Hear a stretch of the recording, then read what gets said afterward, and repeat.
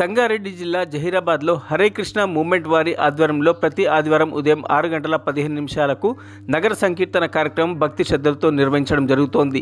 ఈ సందర్భంగా జహీరాబాద్లోని రామ్నగర్లోని భవానీ మందిరం నుంచి ప్రారంభమైన నగర సంకీర్తనలో భక్తులు పాటలు పాడుతూ నృత్యాలు చేస్తూ వాడవాడలో తిరిగి అంగరంగ వైభవంగా నగర సంకీర్తన నిర్వహించారు। ఈ కార్యక్రమం అనంతరం హరిదాస్ ప్రభు గారు భగవద్గీత శ్లోకాలను చదివి వినిపించారు। ఆయన మాట్లాడుతూ ముక్తిని పొందేందుకు హరినామ స్మరణ ఒకటే మార్గమని చిన్న చిన్న కథల ద్వారా తెలిపారు। ఈ కార్యక్రమంలో సుమారు 300 మంది భక్తులు పాల్గొన్నారు।